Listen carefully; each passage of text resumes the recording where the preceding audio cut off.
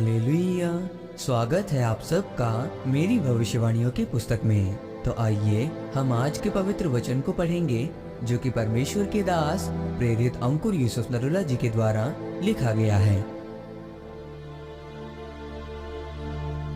परमेश्वर की चीजों को पहचाने।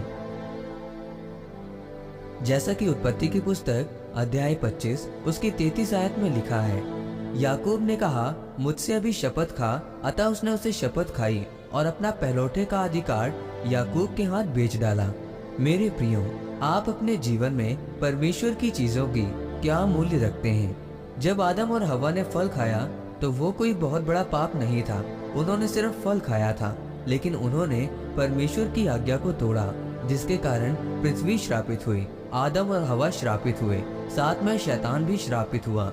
अगर आप परमेश्वर के वचनों के बारे में पढ़ते हैं तो लिखा है कि जब याकूब दाल पका रहा था तो जब एसाव याकूब के पास आया तो उसने कहा कि मुझे भूख लगी है तो मुझे दाल चाहिए, क्योंकि एसाव एक जंगली प्रकार का बलवान पुरुष था, तो उसे अपने बल पर भरोसा था, परमेश्वर पर नहीं था। और जब उसने याकूब से दाल मांगी तो याकूब ने कहा कि दाल तो मैं तुम्हें दे दूंगा, लेकिन पहले मुझे अपने पहलौठे होने का अधिकार दे। तो एसाव ने सोचा कि मेरे पास तो सब दुनिया की आशीषें हैं। तब उसने अपने पहलौठे होने का अधिकार याकूब को दे दिया।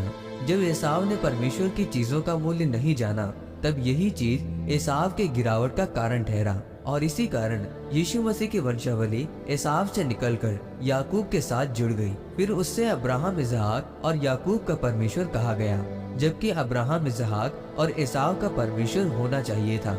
लेकिन एसाव की जगह याकूब आ गया, क्योंकि एसाव ने अपना अधिकार बेच दिया। वैसे ही जब एक व्यक्ति परमेश्वर की चीजों का मूल्य नहीं पहचानता, तब उसका गिरावट का समय शुरू हो जाता है और वो सालों तक प्रभावित करता है। आज लोगों को झूठ बोलना, लंगर और प्रसाद खा लेना छोटी बात लगती है, लेकिन वो नहीं जानते वो आगे जाकर उन पर क्या प्रभाव करेगा, जिसके कारण वो आशीषित नहीं हो पाते और परमेश्वर से दूर हो जाते हैं, क्योंकि वो परमेश्वर की चीजों का मूल्य नहीं रखते। इसीलिए मेरे प्रियो, अगर आप परमेश्वर से आशीषों को लेना चाहते हैं तो आपको अपने जीवन को पवित्रताई में और नम्रता में रखना होगा। परमेश्वर की चीजों के मूल्य को पहचानना होगा, तब परमेश्वर आपका स्तर ऊंचा करेगा। आमीन। आइए इस प्रार्थना को आप मेरे साथ एक मन होकर करें। सर्वशक्तिमान परमेश्वर, इस वचन के लिए मैं आपका धन्यवाद करता हूँ और प्रार्थना करता हूँ कि मैं आपके वचनों पर चलूंगा और आपकी चीजों के मूल्य को पहचानूंगा।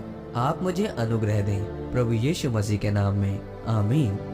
परमेश्वर आप सबको आज के वचन के ऊपर मनन करने के द्वारा आशीषित करें, आमीन।